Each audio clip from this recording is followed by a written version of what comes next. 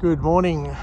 Good morning to all my friends and family, and welcome to this episode of Jim's 5am Club. I'm harbourside down here at Circular Quay at the International Passenger Terminal in front of the cruise bar, and I'll just give you a 360 or a 180. And as you can see, it's a very early morning start today. We've got the Opera House there in the dark, but surrounded by a wave of cloud. The Opera House looks as if it's about to be tubed by that wave formation, which is pretty spectacular, I've got to tell you. It's pretty cool today. It was very, very windy yesterday, and it's still summer in Sydney, but you can start to sense the chill in the early morning air, which I guess is a signal to all of us that summer is on the way out and autumn is just round the corner. Anyway, let's go on a walk and talk like we normally do on Jim's 5am Club. And what I want to do today is step through a book summary. And today's book summary is entitled The Charge by an author named Brendan Burchard. So what I'll do is I'll keep on walking. I'll go down the end of the International Passenger Terminal where we can get a view of the Harbour Bridge, the Opera House and Circular Quay, watch the dance of the ferries coming in and out, and I don't think we're going to get an opportunity to see the sun rising because there's this big, thick, heavy cloud out there on the horizon, on the eastern horizon there, which will block the magnificence of any sunrise coming through early morning. So what's this book all about?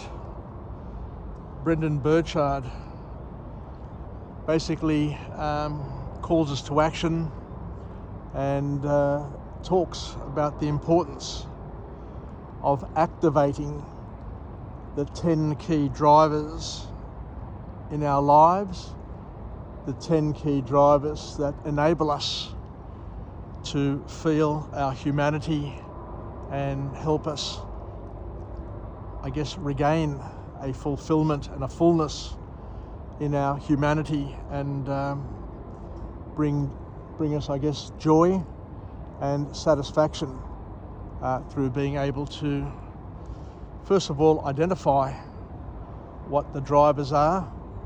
And the bottom line, I guess, is that most of us, if not all of us humans, are wired in a similar sort of way, which means that we gain pleasures from achieving the same sort of things. And this author here tries to identify some of those drivers that make us feel human, enable us to express our humanity, to give us purpose and mission in life, that I guess will lead us to something worth living in terms of a lifestyle and a mission and goals. So what are these 10 drivers that the author talks about? So the author here kicks off with the suggestion that most of us have desires, and those desires can be broken down into a number of drivers, and some of the drivers, we'll just go through some of the drivers, not all of them. But the drivers that the author talks about is the desire for control. We all desire to have control over our environment, over our lives, over our decision making, and to achieve a certain autonomy that we can express ourselves the way we want to express ourselves, as opposed to living somebody else's desires and life. So achieving and having control in your life is something which is important, according to this author. But with that control, of course, are some risks and rewards. Some people go to the extreme where they try and take too much control in their lives and end up being a victim of that very, very desire. But it's important for people to be able to make decisions in terms of their own lives, and to be able to at least think, have the perception, have the idea that they can control the outcomes. As you can see here, we've got the Key restaurant up on top and the Squire's Landing down the bottom. Two beautiful restaurants, and as you can see, they've got a magnificent view of Circular Quay, the Opera House, the Harbour Bridge, and also the ferries going to and fro. So the other desire that the author talks about in terms of the drivers is that there is a need for competence. You know, we all need to try and be good at something or a number of things in life, so that we can make sense of life and add value and feel valued and be connected and have a sense of belonging. The third one that he talks about here is congruence. And congruence is basically a consistency where we can live our life according to our values, and that our actions are aligned to the values that we have in life. Because if you live an incongruent life, according to the author, what happens is that it creates a dissonance, a cognitive dissonance, where you're always fighting, you're always battling with your conscience, because your actions, the things that you are doing, the path that you're on, the direction that you're going in, are not aligned in any way, shape or form to your values. So it's important, according to this author, to have congruence, to have alignment, to make sure that what you're doing, what you're spending most of your time doing, is in fact adding value to you, not necessarily to other people. It needs to be adding value to you first and making you feel fulfilled and complete. Because if you're not happy with your life, then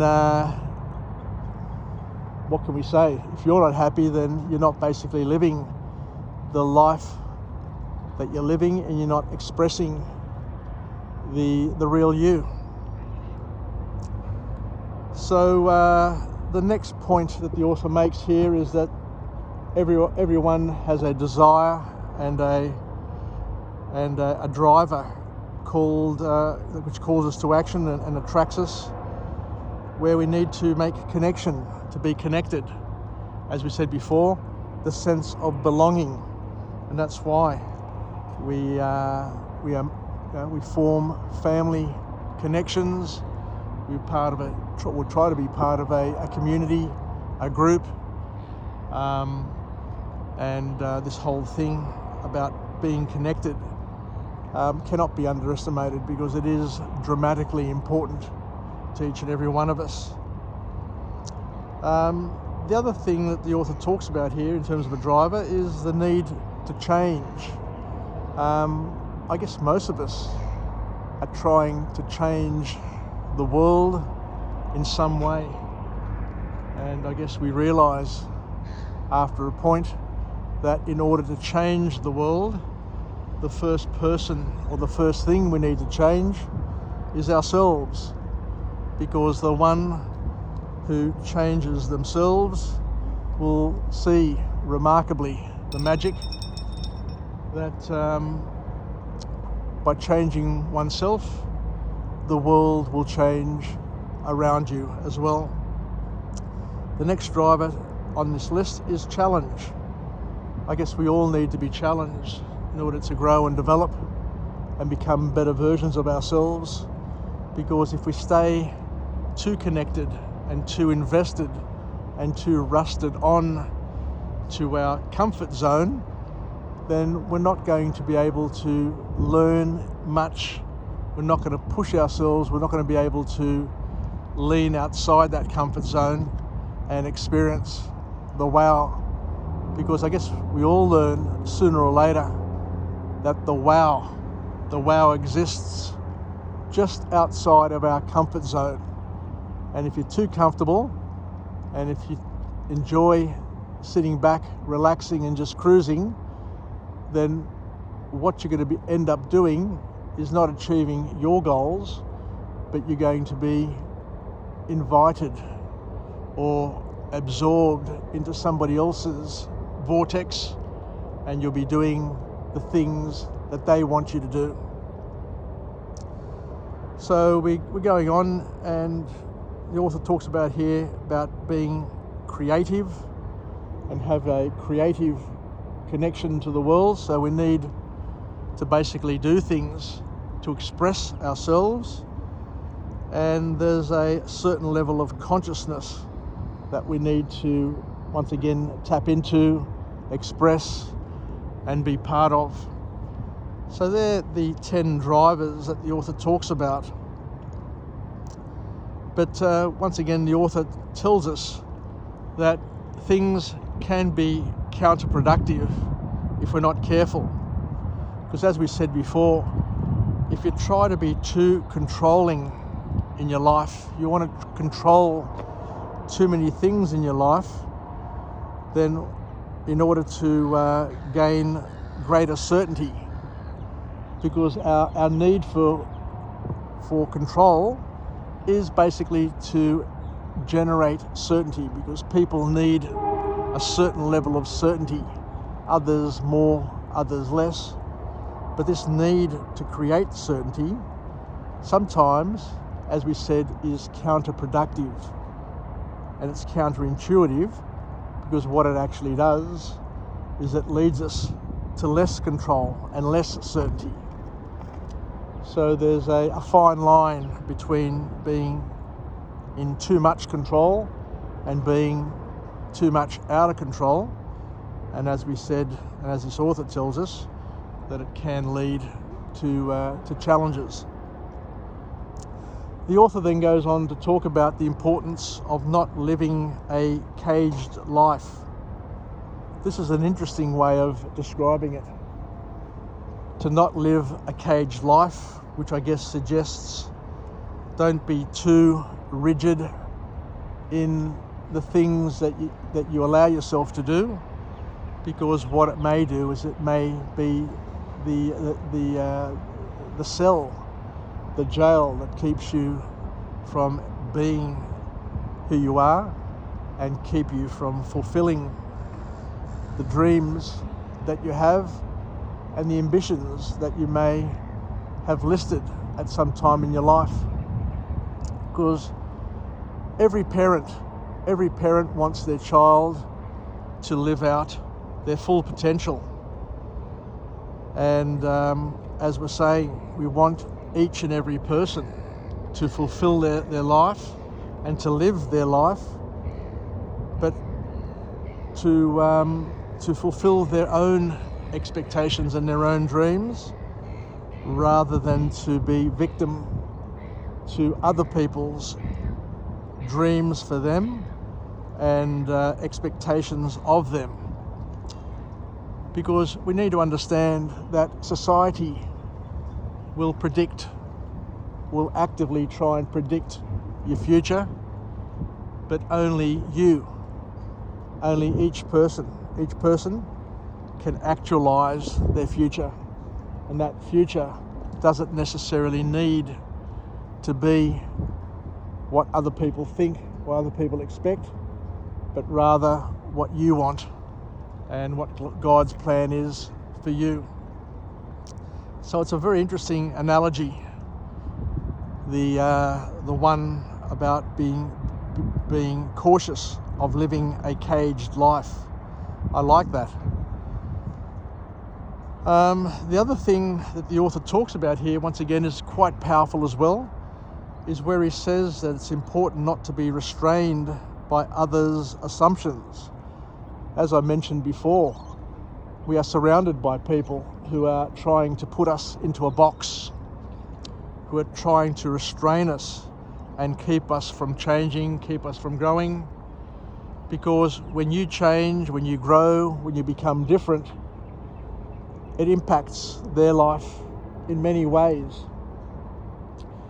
And that's why a lot of people try and control us, try and keep us in a little box so that we don't change, because by us changing, forces change upon them in various ways. So you've got to understand that there is this there's this war, there's this struggle happening continuously within social circles, where people want to try and, or keep on trying to maintain a hierarchy, and they don't want the people around them to be moving all that much, because it becomes a chess game. Because if you move, then they need to move. If you change, they need to change in order to maintain and to keep that hierarchy, that structure relevant and in place. So it's important not to be restrained by others' assumptions of you, others' assumptions of the world, and to be, I guess, your own architect in your future by setting your dreams, by setting your goals, by acting on those dreams and those goals, and not being reliant, not being overly reliant on other people to actualize the things that you're trying to achieve in your life. So the author goes on to talk about the fact that we've got baseline desires and baseline drives that we need to uphold and keep and to respect. And these baseline drivers, the real key ones, are to ensure that we've got internal wellness, so that we maintain our sense of being. And I remember once somebody saying that each person needs to build a moat around their sanity. So the first thing we've got to do is to protect our own sanity, our own mental wellness. And this is a strong point that the author makes. And it sometimes means that we need to be able to control our emotions, control our self-talk, control the people that we let into our inner sanctum, our inner circle, because we know that sooner or later we all become the average of the half dozen people that we spend most time with. So we need to be discerning with who we spend time with and who those half dozen people are.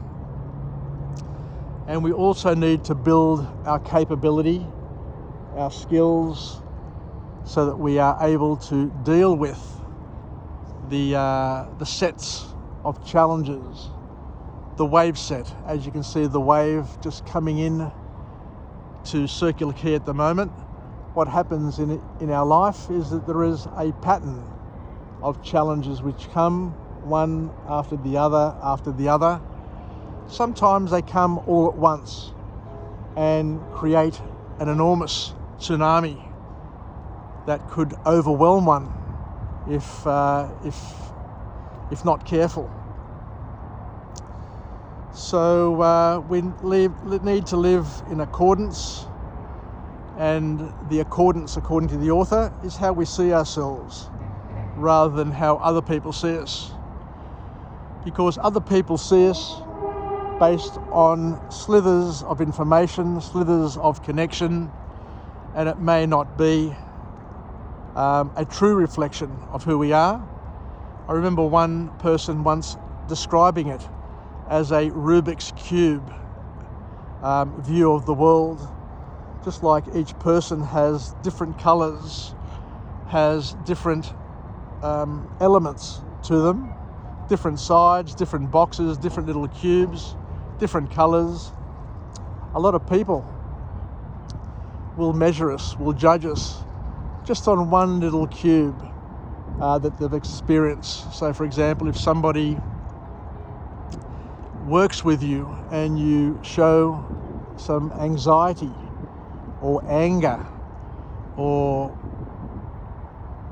a comic side, they will use that small piece of information to judge you, to judge your entire character. So you need to be careful. We all need to be careful, and we need to protect, I guess, our reputation, and to make sure that the sides that people see of us are truly representative and a true reflection of who we are, rather than just one small element that could be damaging and could give the wrong impression to other people.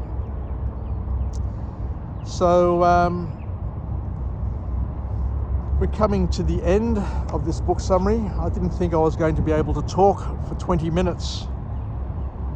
But the author then goes on to say that given that we're all wired pretty similar to each other, we all need approval, we all seek approval, because humans are social creatures who love to socialise, and we prefer to hang out with, we prefer to jog with, we prefer to live with, spend time with the people that we know, people who are similar to us, rather than just random people. So I think I'll leave it there. I need to head back to the train station and hop on the next train to Mascot. Once again, it is a bit cold. The weather is quite variable, but it always has been here in Australia. A country of flood, a country of drought, and a country which continually changes, which makes it interesting and makes it a wonderful place to call home. Here we have a mini ferry race. They're off and running. We've got the Fairlight, we've got the, what's in the background there? We've got the Freshwater, and we've got the May Gib heading out for their first run of the day. I wish everybody a happy Friday, a start to the weekend, and may you too take the opportunity to come down to Circular Quay and see the dance of the ferries and just marvel at the beauty of this magnificent city that we live in.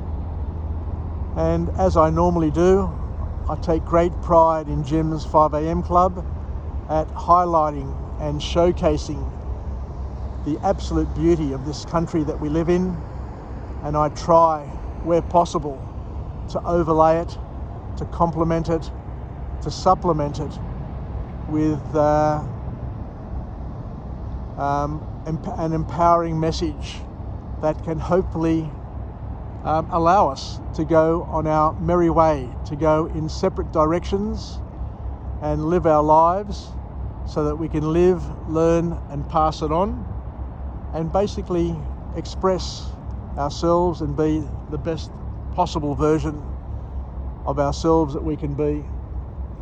Anyway, Yasas take care, and if I can say, I'm alive, I am well, and I feel absolutely great.